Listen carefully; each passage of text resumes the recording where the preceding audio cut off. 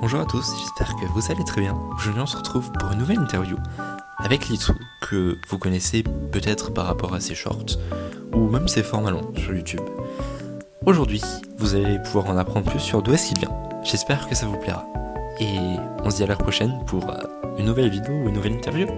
Salut!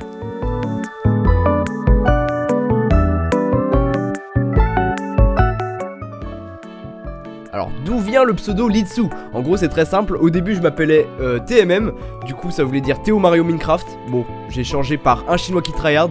Bon, j'ai changé par Limul. En gros Limul c'est un personnage dans Moi quand je me réincarne en slime. C'est un de mes animés préférés, bon même si la suite est nulle. Mais j'aimais beaucoup cet animé, du coup j'avais pris ce pseudo là. Et sur Discord je mettais Limul avec l'irigana, katakana shi, qui du coup ça fait un petit smiley. Et du coup en gros...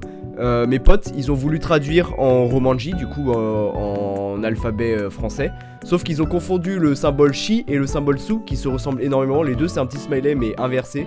Et du coup bah ça a fait Limulsu et j'ai assemblé Litsou. Voilà hop, il vient de là mon pseudo.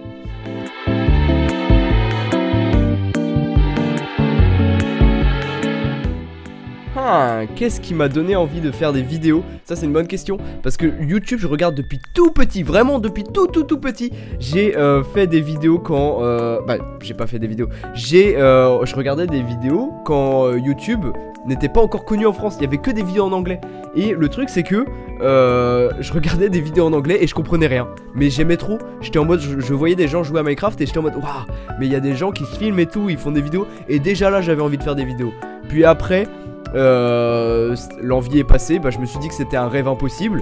J'ai continué mes études, j'ai fait de l'informatique, j'ai fait de la banque et tout. Mais en fait j'ai commencé à poster des vidéos drôles sur TikTok, mais sans but en fait. Juste en mode vas-y je me fais kiffer, je fais des vidéos parce que c'est ma passion faire des vidéos. Et c'est là qu'il y a une vidéo qui a explosé et je me suis dit mais attends, mais en fait je peux réussir. Et c'est là du coup pendant 3 ans j'ai fait des vidéos, une vidéo par jour. Je faisais un TikTok par jour. Il y a même des jours je faisais 7 TikTok par jour. J'ai tryhard pendant 3 ans. Et puis voilà, on arrive au jour d'aujourd'hui, voilà, où mes vidéos marchent bien sur YouTube. Let's go, et j'ai hâte que ça marche mieux.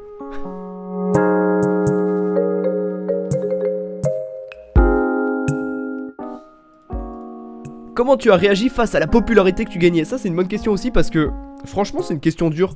Parce que au début je me rendais pas compte de vraiment ma popularité en fait. Parce qu'au début j'étais en mode tranquille, personne me connaît, je sors dehors, personne me reconnaît. Sauf que à force de faire des vidéos, il y a eu de plus en plus de gens déjà qui me reconnaissent dehors. Et c'est là que je me suis rendu compte, je commence à être big.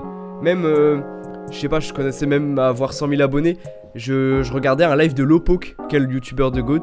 Et en fait c'était un live, il parlait tranquille. Et à un moment il parlait d'un prank. Et dans le chat, il y a des gens, ils disaient mon pseudo. Et je me dis, mais attends, il y a des gens qui me connaissent et tout. C'est en train de parler de moi à d'autres youtubeurs. Et là c'est vraiment le jour où je me suis rendu compte que ma popularité commençait à gagner de fou. Et là, là ça a augmenté. Mais depuis quelques mois, ça a augmenté, mais comme pas possible. Là, je me suis carrément fait inviter à la Japan Expo. Ça, c'est vraiment le goal ultime. C'est incroyable. Mais franchement, je sais pas comment on peut réagir à une hausse de popularité comme ça, c'est incroyable. Juste, je suis choqué quoi. Et je suis trop heureux, surtout, c'est ça le plus important.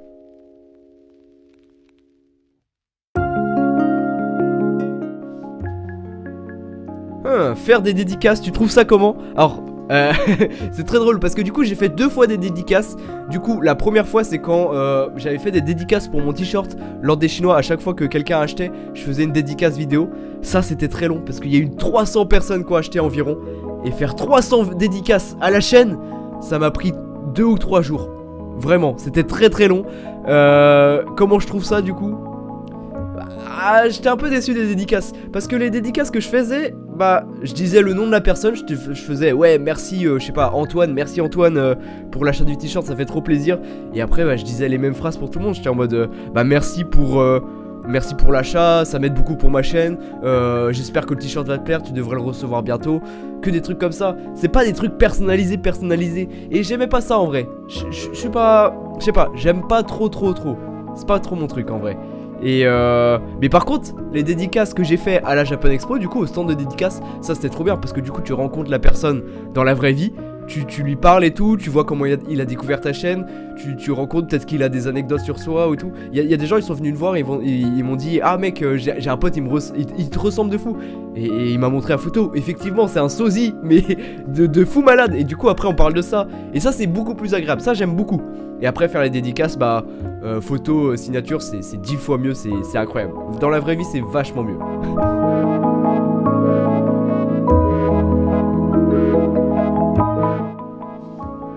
Ok, des projets pour le futur. Quels sont mes projets pour le futur?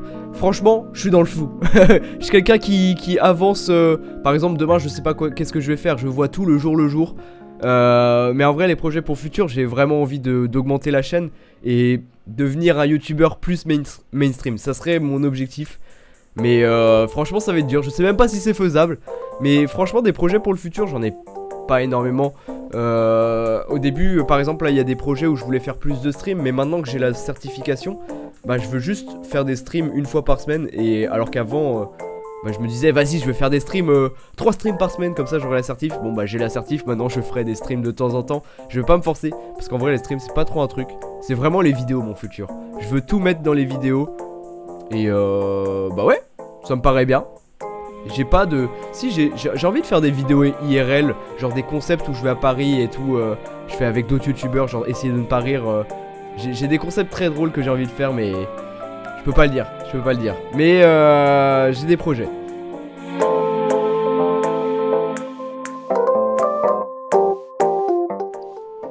Un message pour ceux qui aimeraient se lancer dans la création de contenu. Franchement, faut persévérer. Le contenu sur internet en tout cas, faut vraiment, c'est de la quantité, pas de la quantité, il faut de la qualité, mais il faut persévérer, faut vraiment pas abandonner, faut continuer, même en fait il y a des hauts et des bas, il y a forcément des vidéos qui vont flop, des vidéos qui vont extrêmement bien marcher, mais en fait le plus important c'est de continuer pour, par exemple là il y a une vidéo qui perce, là il y a une vidéo qui flop, si tu continues ça fait une moyenne et du coup au final ça marche bien. Et vraiment ouais, faut persévérer, c'est ça le mot le plus important. C'est même pas un message, c'est un mot, persévérer. Et la détermination peut-être aussi. Ça va ensemble de toute façon.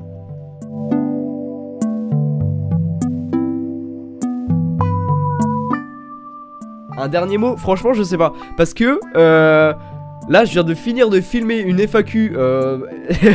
Du coup ça tombe bien avec l'interview. Mais ouais, j'ai filmé une FAQ qui a duré 1 heure là. J'ai parlé pendant 1 heure non-stop. Par exemple j'ai mon galion d'eau là que je bois, il est presque fini. Alors que je suis censé boire ça en une journée. Là vraiment en 1 heure je l'ai siphonné. Du coup en dernier mot je vais juste dire un mot. Tractopelle. Et sinon abonnez-vous, je sais pas si tu le postes, mais n'hésitez pas à vous abonner. Et en tout cas merci beaucoup pour l'interview, ça fait plaisir.